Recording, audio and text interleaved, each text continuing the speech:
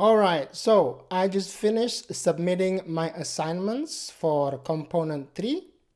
Now let's talk about my personal experience doing the field assignments, or maybe you can call it practicum.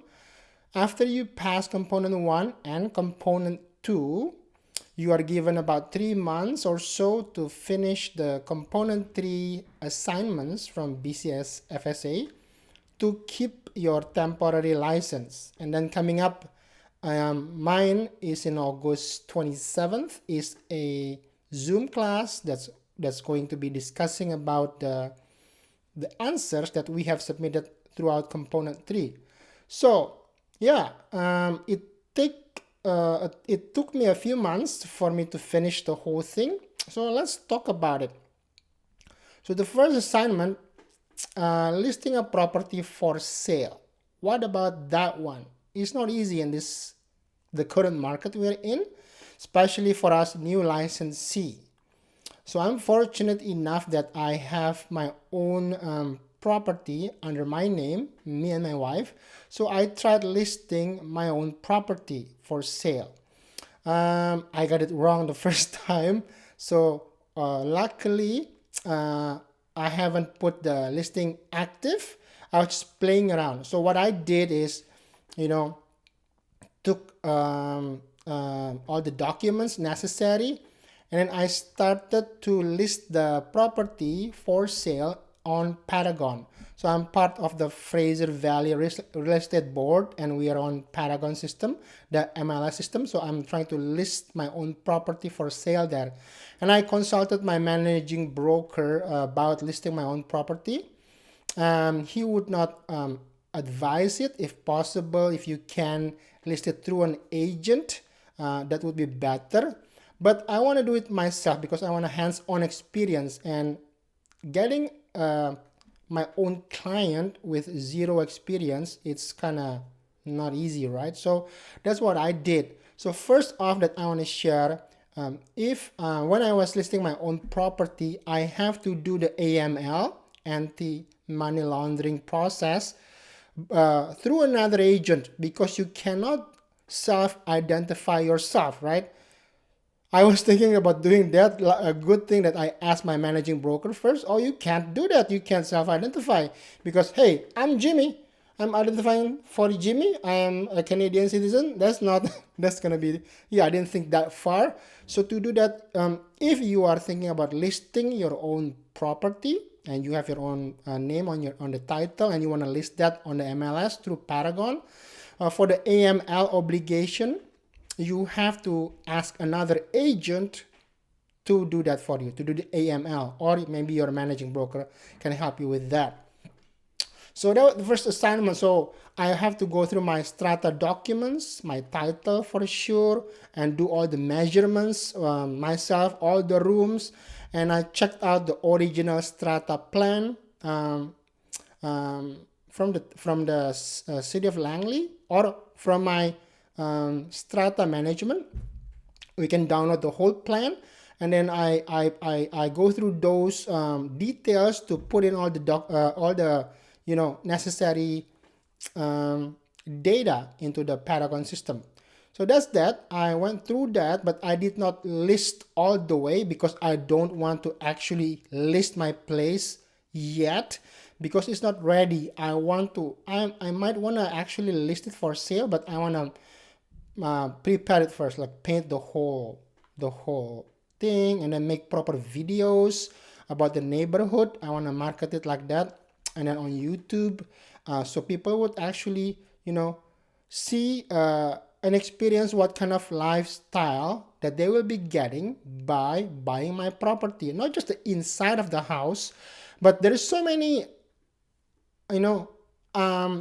advantage or upside by living in my particular townhome. So many things I can just share. Also, another idea I have is to actually ask my neighbors within the same complex, the same strata, about their positive feedback about living here in your place. So you as an owner, can you share all the positive feedback about living here so far? Because this will increase your property value when we cumulatively share our own positive experience. So we have a dog park, Cineplex is close by, so many grocery stores. We have the Yorkson School, and with all these fields, baseball fields, everything. Library close by, swimming pool close by, all this kind of stuff. We should collectively build a pool of positive feedback. So if you buy a townhome or any condos around here, this is what you're getting. Not just the property itself, but what kind of lifestyle will you be getting? So I'm thinking about going down that path, so that my clients, will have that edge about, you can use this idea for your own practice as well.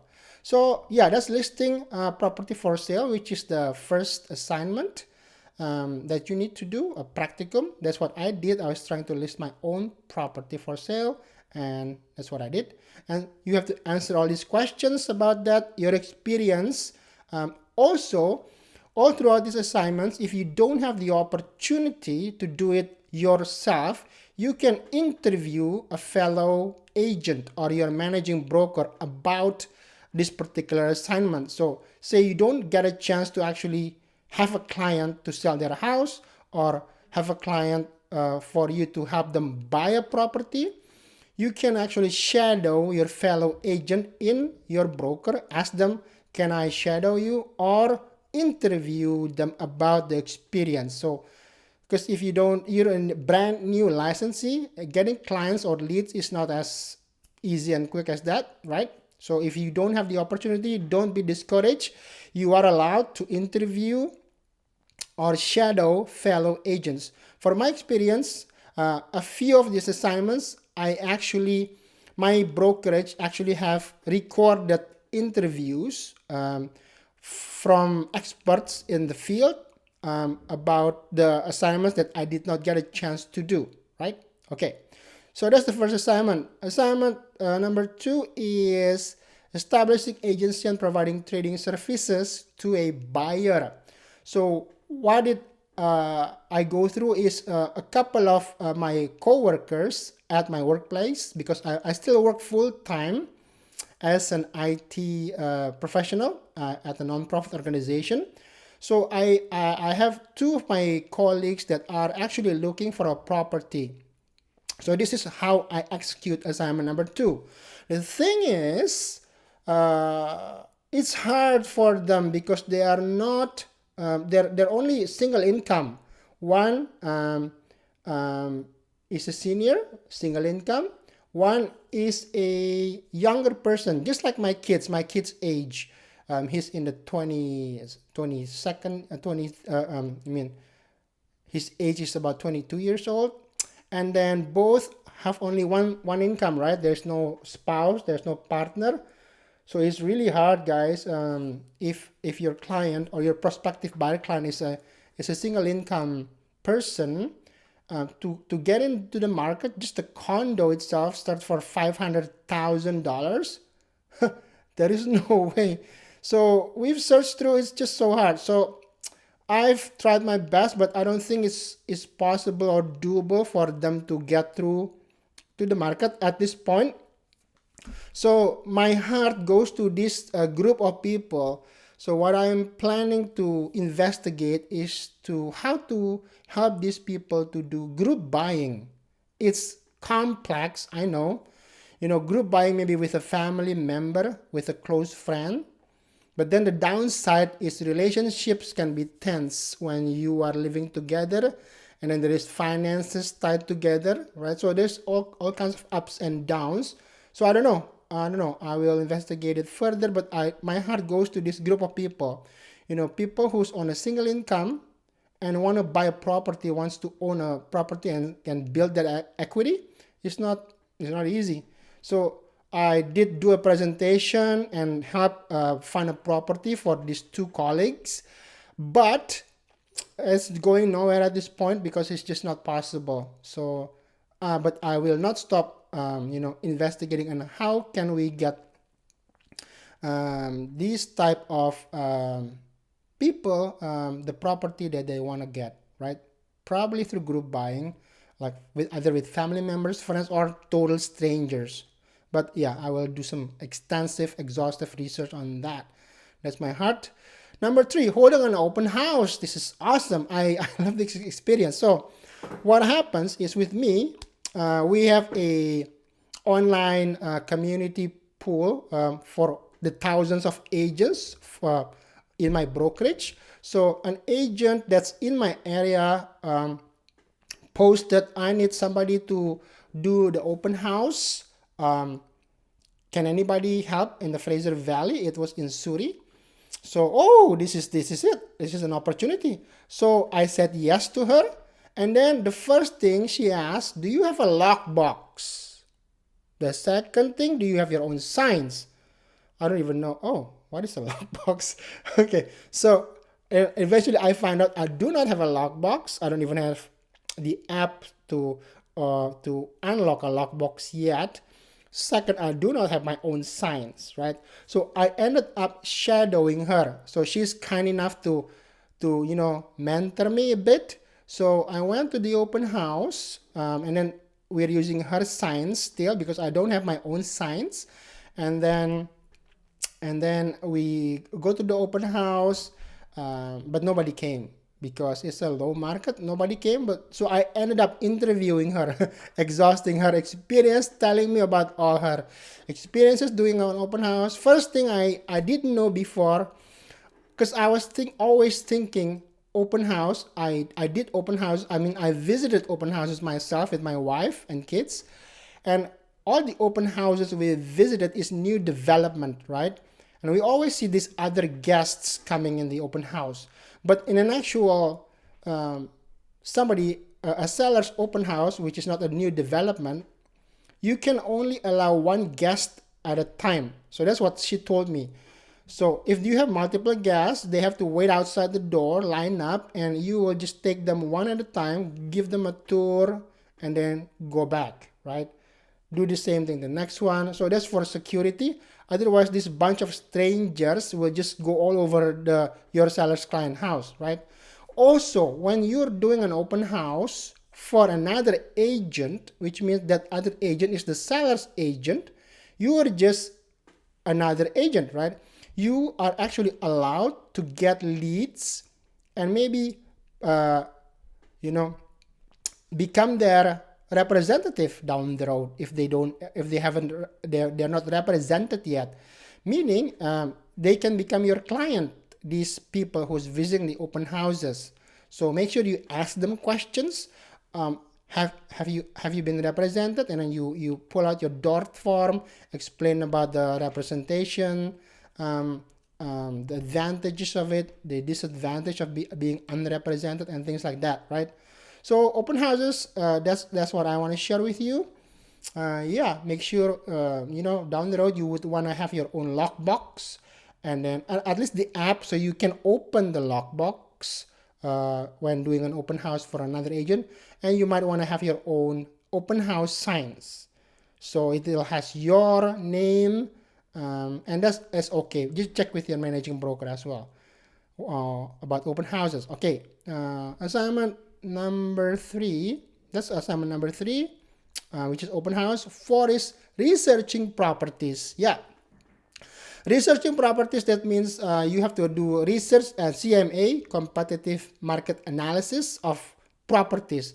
My brokerage instruct us, I was going through their program that's called Fast Track, to do an open house and research every single day, one property a day, which is a lot, right? So that's just to get you accustomed and familiarize yourself with all the things that you have to look out for. If you don't practice, you don't know what you're doing. So you have to keep doing that every single day, even when you're working full time. So when I was helping my buyer clients, my potential buyer clients, I was doing research on these properties according to their specs, what they're wanting to do. Also, when I was wanting to sell my own property, I was doing the research for the CMA, the pricing, was the appropriate pricing and everything like that. So that's basically, you do a lot of Paragon research. And yeah, I'm doing CMA on the Paragon system itself. Paragon, you will get access to that Well, for me at least, from Fraser Valley Real Estate Board. All right, assignment 5, drafting an enforceable contract for a buyer client, which obviously I did not get a chance to do, right? So this is basically to create an enforceable contract for a buyer client, and then I just interview or watch an interview that was provided from my brokerage about doing that. That's pretty straightforward. The last assignment, which is I think the most crucial one, this is where our value comes as a licensee, to negotiate, which means presenting an offer and negotiating a counter offer on behalf of a seller. Now, this is where our value as a real estate licensee comes in. We need to be able to reasonably advise our seller client. This is a good offer considering the current situation. You should take this, or this is not so a good offer. Let's just wait more. But there's always up and downs in doing offer acceptance or doing counter offers, because the buyer can just decide to walk away. If you counter offer and they don't like that and they say, hey, I know I'm the only buyer you got here. You don't like it? I get 1,000 more houses to make an offer for, and they can just walk away. And you just lost an opportunity to seal the deal for your client, because an offer is a legally binding contract, meaning when the buyer is making an offer, is a sealed deal. If you accept it, it's done, right? They can just walk away. Well, they can walk away. There is a buyer rescission period. That's for new development. But then, so this is the tricky part, right? Also, what I learned is also if your seller client agree that you can only review offers at a certain date, meaning you're listing the property for sale in August 4. We are only reviewing offers in September 1st. So meaning we want to take time for people to know the properties for sale and for other offers to keep coming. And we won't be even looking at these offers before September 1st. So you have to communicate this to all potential buyers on your MLS. You can say that the offer will be reviewed only on September 1st, and we will notify you as the agent who's making the offer on September 2nd by 9 a.m., something like that. What is the upside of that? The upside is that when these offers, when people make an offer, we will wait for September 1st, and then we can review, hopefully there are more than one offer, right? To compare. Oh, let's open all these offers, like opening a Christmas presents. So which one is the best? And you can talk with the seller. Or this has the subject clause that they have to do this first. This is demanding that. This is demanding this. This is, well, no subject here, but the price is a bit lower, but there is no subject, meaning it's a done deal. So whatever the case may be, this is your value. Again, this is our value when we come in, right? Because we have to advise and think about the well-being of our seller client according to their circumstance, right? So I think this is the fun part, the negotiating part, right? But then the stressful part as well. So yeah, that's the last assignment, the field assignment. I did not have a chance to do that, but I did go through a role play when I attend the professional and ethics class in person at the Fraser Valley Real Estate Board. So we do some role plays, offers, counter offers is, but the stress is not real, because it's just a role play. When you're dealing with an actual real property with real clients, a real $1 million property on the line, you can't play around. You have to very focus and be very mindful of all the implications it can make. Either you make a counter offer or you accept the offer and things like that. So that's it. Assignment 7 is basically the last one, which is the overall reflection of everything, of your practicum in the past few months. What is your feedback for the BCFSA to know if they can make it better. So that's it. 20 minutes of me talking about BCFSA component 3. And then my last component is component 4, which will be done. So my component 3 deadline is August 17th. Now it's August 4th, and I submitted everything yesterday, which is August 3. So I have a few weeks. And then component 4 is scheduled for August 27th. So after that, you get to keep your license after it's due for renewal in 2 years. Again, expect to pay your monthly dues to your brokerage. You know, getting into real estate is not a cheap profession. You will have to keep paying your monthly brokerage fees, all the fees for the your real estate board, and all the associated fees that you have to pay, even that you have not made any sale yet. You know, so keep that in mind. It's not a free profession. If you don't get clients yet, you have to keep paying the fees. So make sure you just keep your ball rolling. For me, I'm also a full-time employed at the moment, so I can't let my ball rolling as fast as I would like to, but I will always keep my ball rolling, and then eventually putting myself out there this year for sure to start doing transactions for buyer clients or seller clients. Thanks for watching, and don't give up. Keep the ball rolling and you'll do fine. Bye now.